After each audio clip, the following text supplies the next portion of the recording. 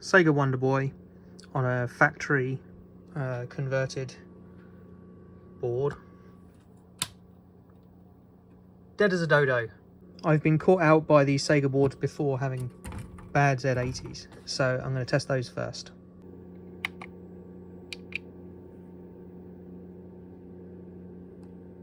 All good. Sound CPU is also good. Going to dump the program ROMs and see if they're okay. Judging by the dump, the only ROMs that come up individually is WBoy 2U, so this is Wonder Boy set 2, not encrypted. Fluke pod's in, let's see what it does.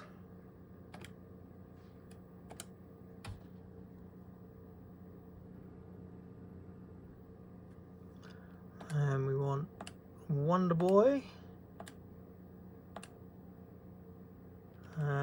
Number 4.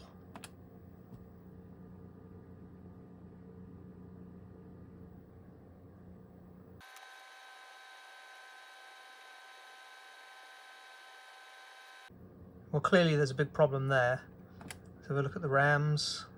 Of course, they all fail pre-test. And let's look at ROM space 1. Yeah, that'll be at 0. Oh, look at that. Bunch of Fs.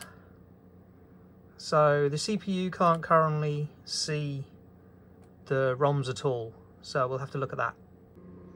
All those Fs made me take a look at the EPROMs themselves.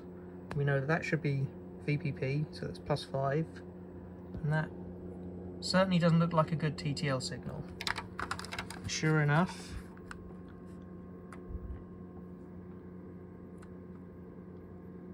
looks like it's stuck high, but you can see when you have the scope on it, it's trying something.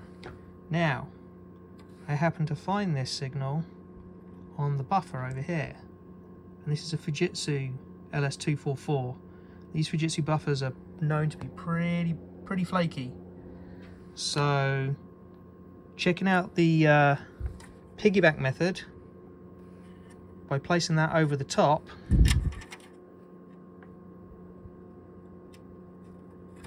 And then checking the signal again. Look at that, proper TTL signal. That buffer definitely looks bad. Just on that single input alone, I'm going to replace that chip. Considering there's another one right next to it of exactly the same type, same batch, I decided to probe around, and sure enough, I went to the same kind of node. We get a fuzzy TTL that's not really doing much. Piggyback chip on top. Go for that same pin again. Look at that.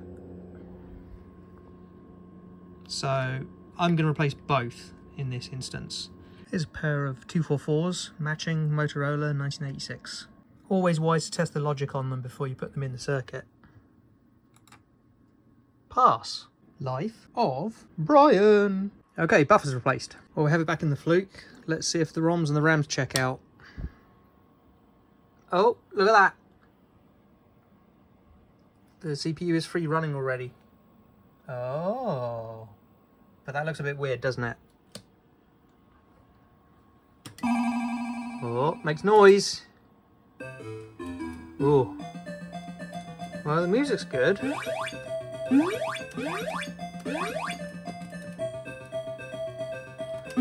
That's definitely not right though, is it? No sprites. It looks like the screen display is counting from the wrong part. This bit should be down here. Colors are bad. Alright. Well, let's see what the Fluke says.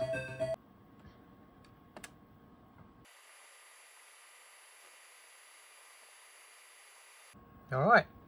Everything checks out apart from that last ROM, which is IC134. That'll be number 7 then. Good enough. Well, it looks like the main and the palette RAM test good on full, but the sprite RAM is not playing ball. So I'm gonna scrutinize RAM area 1.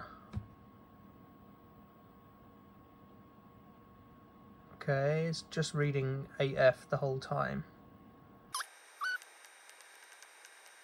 It seems to be consistent, but there doesn't seem to be stuck bits. Maybe you could say bit 0 is stuck, and maybe bit 3, no, bit 3 isn't.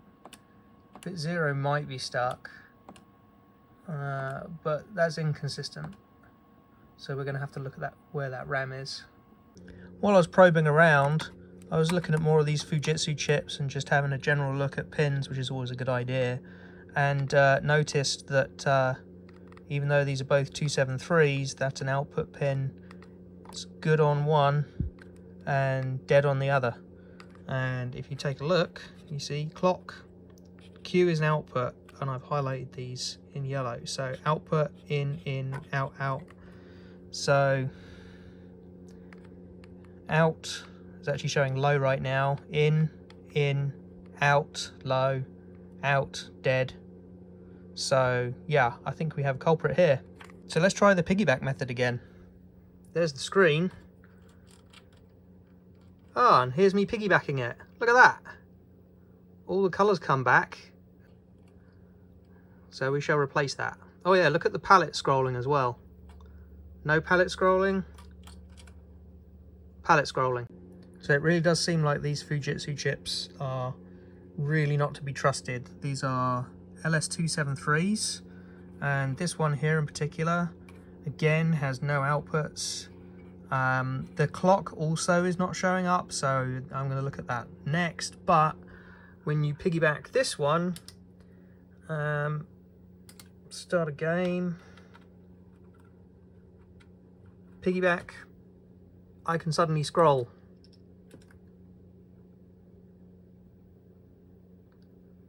So that's that. Scroll, remove the chip, no scroll. So we're going to replace that one as well. So long, and thanks for all the fish.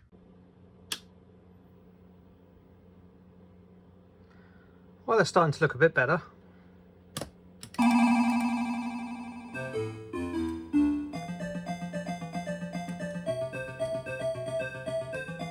So scrolling and colours are good. I was probing around again, and there's another Fujitsu chip. Pins go pin 1 is input, pin 2 output, 3, 4, 5 is an output.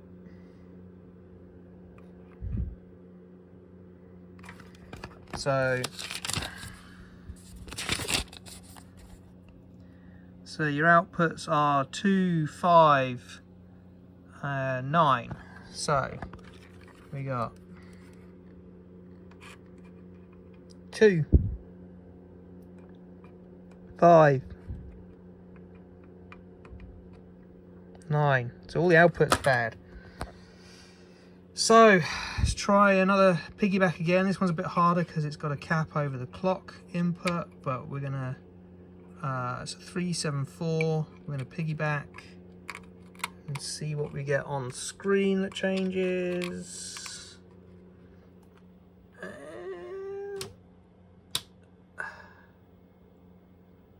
Well, there's definitely something else going on there now. See, now we see the bottoms of the trees. So now if I remove that chip, it flicks over again. So I'm going to replace that on that daughterboard there, and see if that develops or shows other issues or clears them up. Bonk. Well, I'm not going to put the cap on the clock until I see a problem, but let's see what it does. Whee! Check it out. Okay, so there's no Wonder Boy and his girlfriend up here. That just seems to be completely gone, and the schmutz on the side from the sprites, that's gone too. So, right.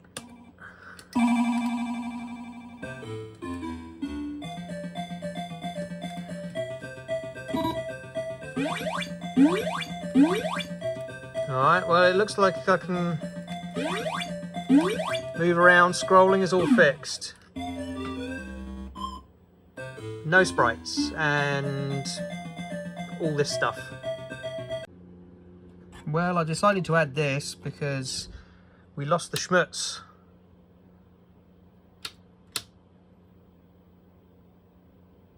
And now the schmutz is back. Is it supposed to be there? I feel happier with it there. So I'm going to leave that cap on there. So the overall graphics issues just then were from these here. Just gave them the receipt.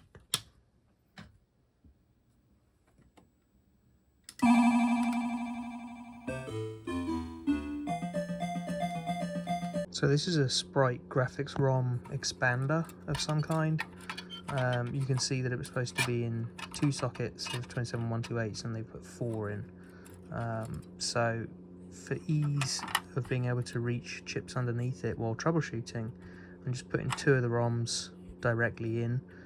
Some of the graphics won't be correct fully, but it'll mean we have some output while this is off and we can reach everything else. And of course, what do we find underneath? 2 LS245s from Fujitsu again. And if we look on here, these are the 2 ROMs in question. These are the buffers going to it. Using the piggyback method again, going over these, we're going to see what we can do. But we can't piggyback these while the game is active because this is on the main data bus and it just crashes the main CPU anyway. So we'll piggyback and then look at the results. For the first one, which is IC108, see now we get the schmutz down the middle of the screen, which is good. And you see there's some animation starting there. Look, you see how it jumps up and down? That to me tells me that something's trying to display. Keeping the first one in place, I'm going to piggyback on the second one and see what we get. Now, this should be Wonder Boy and his girlfriend. These should be big graphics here. Ah, you see now, look. Look how much better that looks. And there we go. What do you see there? That looks amazingly like a character trying to jump around. Doesn't it just? So, time to replace both those Fujitsus again. More bloomin' Fujitsus. Bloomin' hate Fujitsus. The 245's replaced. Let's see what it does. Alright, that's pretty much what we were getting before. Okay, excellent. Alright, daughterboards in. Whee! Look at that. Very close to what it should be. Alright. So usually when you see stripes like this, where it looks like there's stripes of good data, stripes of bad, it's usually down to interleaving between the outputs of different sprite RAM chips. These are 2148, so these are like high-speed 1K by 4 RAMs. And like nearly everything on this board, you can piggyback stuff, and if you see a change on the screen, that's usually it. So I've already started piggybacking on these, and I think I found this one, which is tucked just under the sprite board, which I've only just put back in. It's gonna have to come back out again, and it's probably it is this one. So I'll fiddle this on here and you will see the change on the screen. Well, look at that, just from piggybacking. And then when I remove the chip, back to crap again.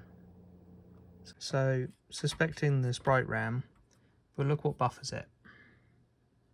Yep, Fujitsu 20-pin devices again. So I'm going to piggyback on these two and see what we get. Boink.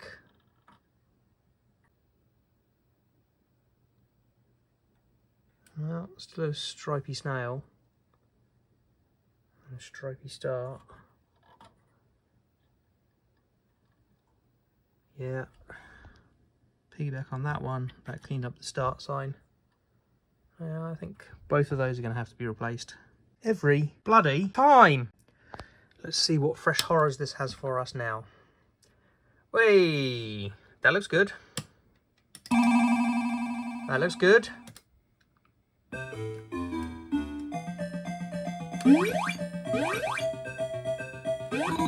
See if the snails are still stripy. Hey! Now, most people might have stopped there because the game appears to be running.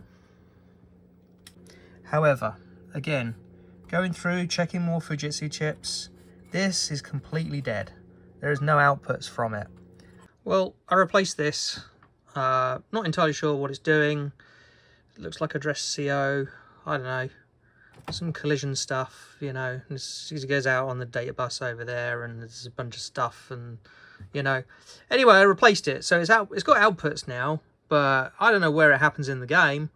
Anyway, and then oh,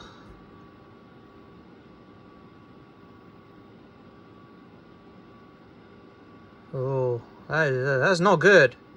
My main bit of test equipment, the fluke, just started resetting on me, so I guess I'm gonna have to pull the test equipment out to fix it now.